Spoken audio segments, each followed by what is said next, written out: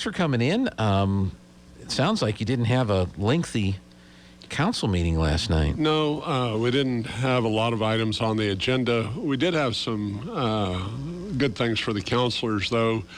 We had talked with some of the staff, and recognizing that we didn't have a lot on the agenda, we'd actually ask staff to bring some of the new equipment that we had been fortunate enough to actually acquire through some state funding in a prior legislative session and all, where we could actually see what we'd spent the state's money on. And it was really impressive. The fire department brought the new ladder truck. It's well over $1 million piece of equipment. It has a useful life of about 15 years is what they anticipate, but it obviously can reach to the highest building top that we have here in Artesia. And we have the older one, so we actually at this point have two, but obviously the newer one has newer things on it, as well as, its reliability should be 100% at this point. Really fantastic piece of equipment. We also had the infrastructure department had their new Vector truck, and that piece of equipment, basically what it's for is to go into clogged sewer lines, and it has a 800-foot cable that has equipment on the end of it that can basically try to clean out a plug or cut roots off of if trees have grown into the sewer line and stuff, to basically open up a sewer line back up. And it was really nice. And I mean, it winds up being a thing where I think they actually had some issue somewhere in the city yesterday evening. Took it, put it into work, and it worked beautifully and eliminated the problem in a much shorter time than what our older truck would have been able to do it. So that's a good thing. That's one of those deals where you don't worry about your ability to flush until you can't flush, or until somebody upstream from you is still flushing and it's not passing by your house and starts coming up in it. But anyway, they also had two of the new senior vans. One of them is designed for handicap transport, wheelchair and all, and really small compact van, but ramp was, anybody even my age and older could actually pull the lever and the ramp come down to the ground, and then easy back into the van. Seats, lay down and stuff to where you can get two wheelchairs into it. Really nice setup. And then they had one of the larger vans that they can transport, seniors to activities here in Artesia. And it was, it's nice to have some new things, and particularly nice that basically it was all money that we received from the state, to where it didn't take taxpayer dollars out to actually purchase any of those. So the council, they brought those at 4:30, where council could actually visit with our staff, get information on each one of the vehicles, and have a chance to see them, because from here on, they'll just be seen by the folks that actually use them, so which is good. I mean, it's a great thing to have some new equipment that didn't cost taxpayers out of the city a bunch. When we got into the meeting, one of the first items, we didn't have a lot of public. We had a couple of folks from our Regional Emergency Dispatch Authority come, and we were glad to have them. We actually had a proclamation that we did for National Telecommunicators Week, which, the RETA folks, they work out at FLETC inside Fletzy's compound. I mean, it's a great work between, the city, the county, as well as Fletzy, allowing us to actually be based in there, because obviously you don't have to worry about someone cutting the power to that facility if it was standalone out at PSC or somewhere else in the county. You certainly don't have to worry about an angry spouse or something showing up. I mean, because Fletzy's compound is pretty security tight out there. And as a result, I really am pleased that, we have that good working relationship. Obviously, city officers, sheriff's department have access through Fletzy if they need to go out and visit with the folks about different issues, and the staff that's out there. We have a truly quality staff, both leadership and, they have Gary Romine does their IT stuff, a really sharp young man, which, and then the actual dispatchers are well trained. And it's a thing where when you call 911, you want somebody to help you get through the issue and to, as quickly as possible, get the folks that you need on the road to wherever your problem actually is. And it's a thing where that group has a lot of integrity and winds up being extremely proud of the job and the response that they're able to do for our community. And obviously they dispatch for both the National Park Service down at Carlsbad, for the Sheriff's Office throughout the county, for the volunteer fire departments, as well as for the City Police Department, as well as the City Fire Department. And it's a thing where their technology is good at this point as far as being able to figure out where people are calling from, to try to be able to route, even if folks don't know their exact location. They've got some interesting technology that tries to help them pinpoint to where those folks are, so that they can actually get assistance and aid to them. And they're now also doing some dispatching for the Trans-Aero helicopter folks as well, which that provides an additional level of coordination between, events to actually provide an additional service. So, no, it's a great group that we have out there, but they're kind of, nobody sees them unless you have a problem, which, but then you hope that they're really professional, which they are when you do have your problem. Now, did they ever start dispatching for the city of Carlsbad, or does the city of Carlsbad still have their own? No, the city of Carlsbad still has their own. It winds up being a thing where, at times the divide between North Eddy County and South Eddy County has been very vocal and visible. At this point, I think relations are very strong. I think our chief of police and the Carlsbad chief of police have a very good relationship. It obviously is a thing where at some point I certainly would see that the combination of those services would make a lot of sense instead of duplicating the same type of work. But it's also a thing where, until some major point comes along, it gets hard to make a shift. And so right now it works well with the county and the city. In fact, the county's upgrading a bunch of the towers and all that are used for their service to the sheriff's office, as well as the volunteer fire departments, and doing some major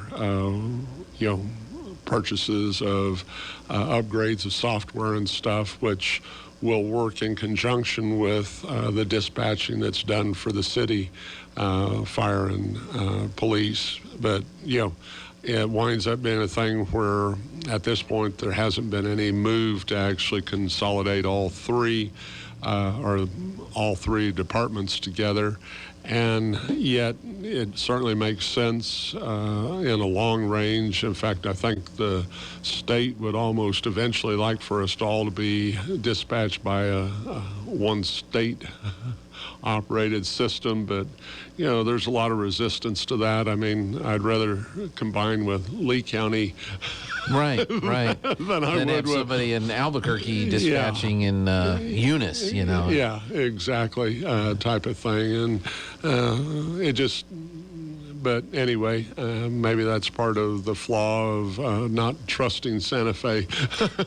No, I don't blame you. And it's not like the railroads. I mean, there's people sitting in a building in Fort Worth that are watching the whole Santa Fe, Burlington, Right. Northern Rail system, but they're moving trains on train cars. They don't have the kinds of issues that come up through a 911 service, to where you probably have a little more connection to the area that you're trying to dispatch for. Well, and it's certainly a thing where I believe, our chief of police, our county sheriff, the Eddy County Fire, and our fire chief believe that if there's a problem at Rita, they have a direct line to make sure that it doesn't ever happen again. And thankfully, we've had virtually no issues. But, once you move it somewhere else, your ability to actually impact if there are issues becomes a lot more difficult.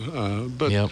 I can certainly see a regional in this part of the world could occur at some point in the future. And I mean, it's a thing where I like the folks in Lee County. I like the folks in Chaves County. We all tend to look more alike than we look different. So hopefully it would be something that would be beneficial if it ever occurs between all of the communities to try to share that type of facility. And I mean, it's interesting. Ours for Eddy County and Artesia, it's a fairly small building, but these folks all work in an area about the size of your studio here, because they're back to back with large computer screens in front of each person, but adjacent to one another and behind one another, to where they have the ability to interact and help if there are issues that require more than one dispatch person on a particular issue. So, no, it's like I say, it's a well-run organization that really performs well. So it was good that we gave them recognition. I think the county had also, or is doing that at their meeting. It may have been yesterday morning, whenever the county had their commission meeting. I think they were going to do a similar proclamation. So. Okay. After that, we wound up, we did have a public hearing. It was riveting. We have an extraterrestrial zone around the city, and so anytime there's an application for some type of change in land use in area close to the city, it also comes before our Community Development Department. It goes to the P&Z and then comes before council. Most of these things require public notice, both for the P&Z meeting of directly affected parties. It then requires notice for the council to set a public hearing and to the public to make them aware of it, and then also to then have the formal meeting after proper notice has actually been done. Well, we did all that and had the public hearing last night. It was for a small subdivision on the west side of Artesia in the county, where they were dividing a larger lot into 4 lots. Staff didn't have any problem with it. They recommended it to P&Z. There were no appearances in opposition at P&Z. P&Z had no problems with the request when it was described to them as to what was going on. They voted unanimously. We held a public hearing that had been so noticed to the public. No one from the public made any comment. We asked for it over the telephone as well as in person. There was no one there in appearance for it. Council made a motion to approve Ordinance 1082. We had a second. We asked for discussion. There was no discussion. And we called the roll, and each one of them voted yes, and we were done.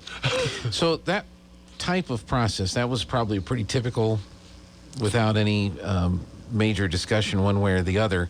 So from the time the developer goes to the first committee to get the proposal, to get the public hearing, to get the meeting, so how long a period of time does that take? Usually you can anticipate about a 2-month process, and it winds up being a thing where we weren't the final decision.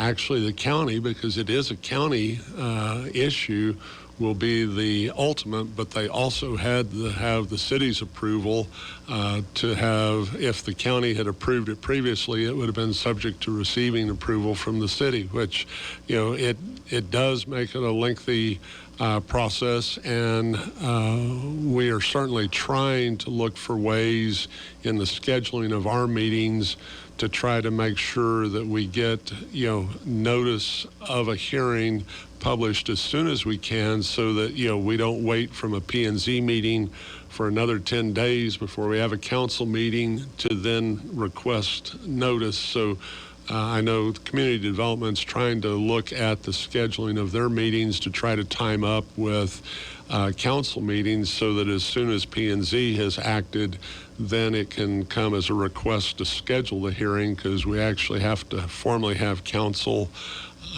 approve the notice of a public hearing before we actually even set it. So it's a little bit of a cumbersome process, but we're trying to make it as efficient as we can. And certainly we do have instances where folks, when the Haven of Hope project was initially proposed, it was to be rezoning an entire area there from residential housing to different classification, and there was considerable objection by some of the residents to the fact of what was being proposed at that time.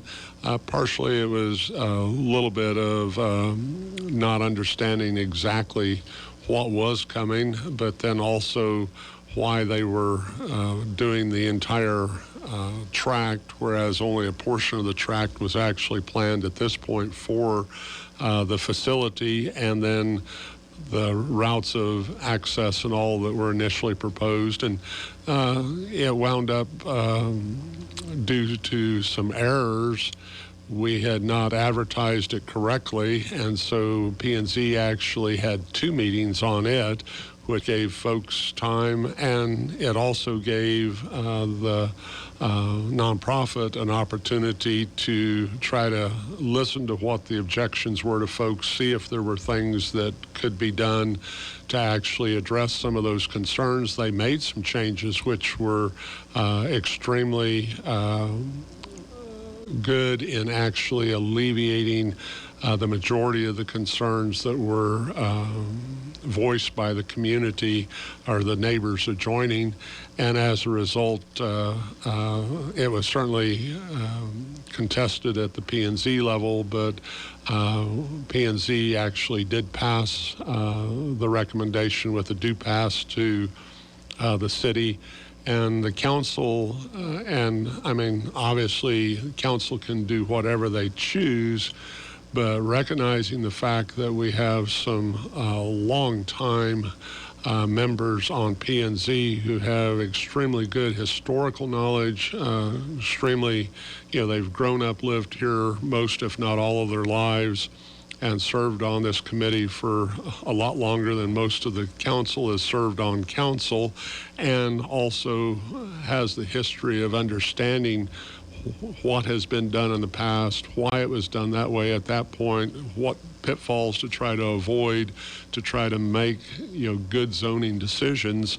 The council tends to rely on their recommendations as being the way that we should move. Now, obviously, public can come and appear and try to convince council otherwise. But usually, and anytime someone indicates to me that they have an issue with something, I strongly suggest to them that they appear before P&Z and explain their objections, because that's really, to me, the place that is designed for a lot of interaction between the applicant and any person that has objections, to try to see if there is ground to work out, because by the time it comes to council, we've got P&Z's recommendation, staff's recommendation. Hopefully those objections have been addressed if they're substantive, and council, probably, well, at least in my case, I don't feel competent to override the decision of P&Z, because I truly believe those folks have thoughtfully considered all the pros and cons and have a better understanding of all of what's gone on in the development of our city than I do. So, speaking of the Haven Hope, is that the construction that's on Ritchie? Yes. There? Yes, Just it is. West of the Fletsy facility. They are making good progress, and I know that there were some concerns by the community, but the concept of the project and what actually will be the ultimate goals of that project, I think, are absolutely wonderful for the community. It's designed to try to help single spouses with families who may not have, in their lifetime, their young spouses that may not have developed the traditional skills because of the marriage or union that they were involved in previously. They may not have been working, they may not have tended to their finances and stuff, and so it becomes an opportunity with a limited time frame. It's not a perpetual type of aid, but a limited time frame opportunity to try to help them develop skills, to actually be able to get into the workplace.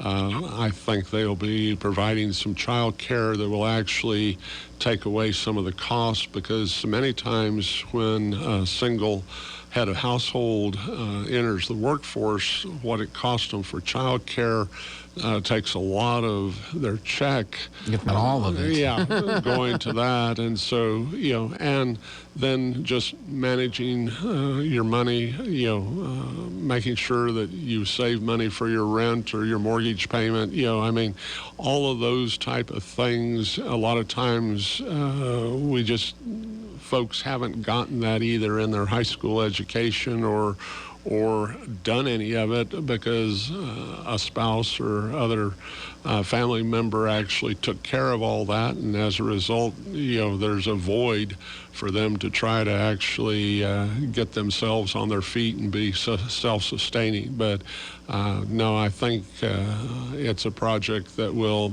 it's not designed as a rehab center or any of that. It's really designed to try to be a benefit to young single head of household families, to actually get them into a job market and be able to manage living on their own, but at least getting them those skills prior to leaving the facility. And I don't know this one, but usually it's about a 2-year program. 2-year program. All right, we need to take a break, but we'll be back. I think we've officially crossed the length of time that the actual meeting took place. Yeah, we have. So, but we'll have a few more things to talk about.